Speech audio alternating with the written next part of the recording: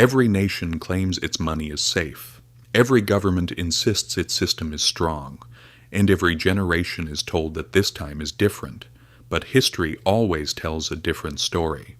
From Rome to Byzantium, from medieval Europe to the Ottoman Empire, people have faced the same reality again and again.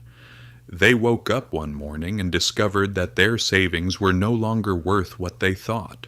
Their salaries could no longer buy what they once did. The systems they trusted had collapsed. The truth is that financial collapses are not the exception in history. They are the rule. The real question is not whether financial systems will fail. The real question is who will be prepared when they do.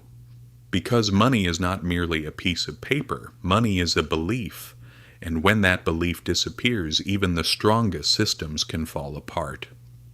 Today we're going to explore different periods of history, and we'll try to answer one important question.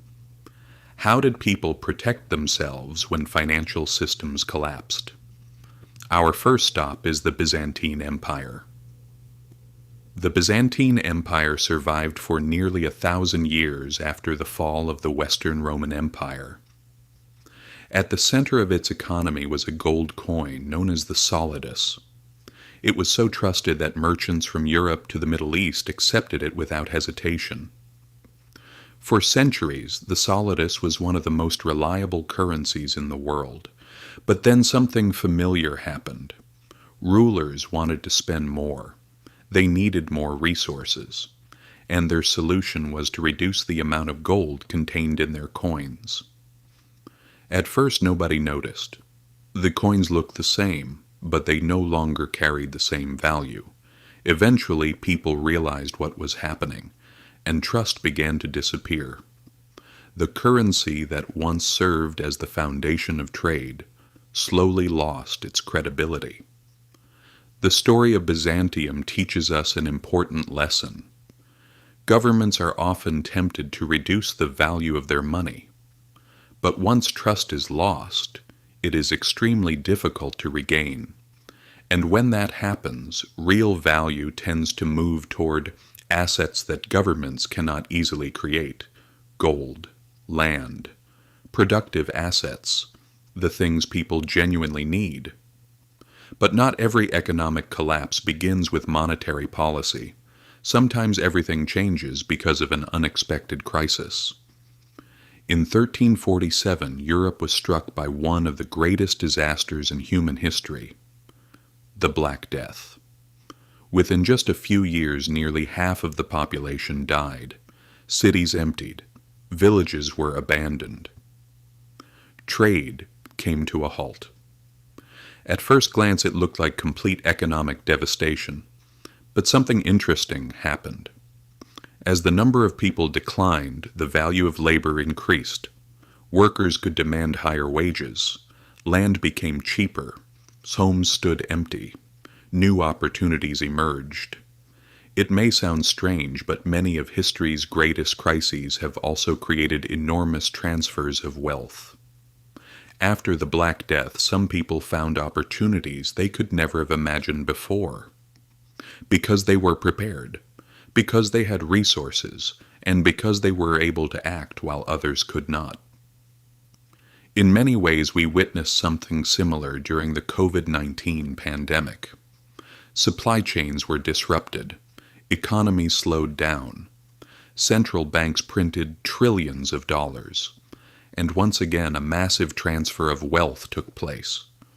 Those with cash and investment capital found new opportunities. Those without resources struggled even more. History teaches us another important lesson here. Crises do not affect everyone equally. They create a significant gap between those who are prepared and those who are not. But what about financial institutions? People often assume that large institutions are safe: large banks, large corporations, large systems. Yet history tells a different story. Think back to the financial crisis of 2008. Institutions that had been considered safe for decades collapsed within months. Millions of people lost their homes, lost their savings, lost their jobs. And for many, it was the first time they realized something important. Being big does not mean being safe. In fact, this is one of the oldest lessons in financial history. No institution remains powerful forever. No system is completely secure. And the biggest mistake is believing otherwise.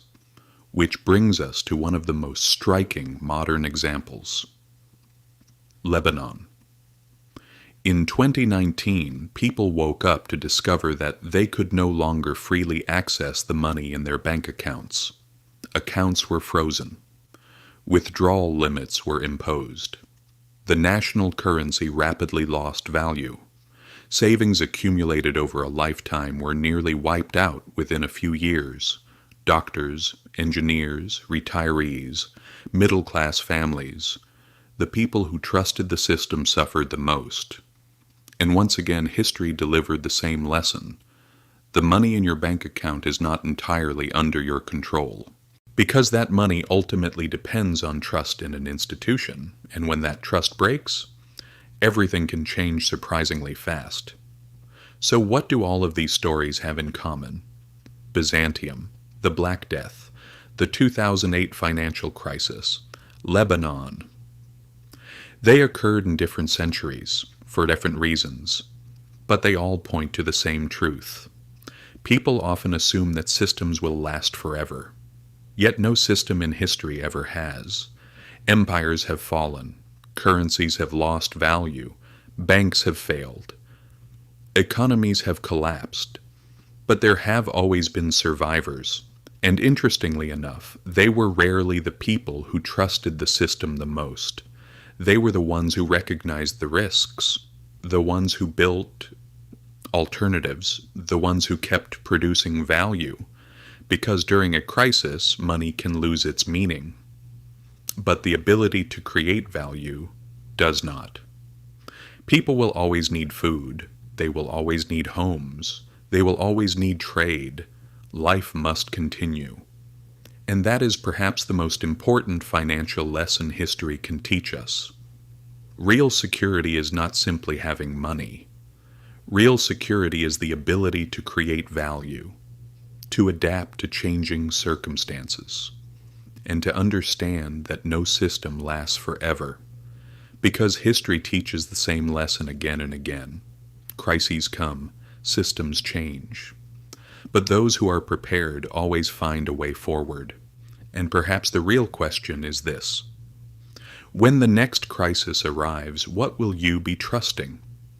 Money, the system, or something with real and lasting value? If this video gave you a new perspective, don't forget to subscribe, because here at the Financial Memory we'll continue exploring the stories where finance and history intersect.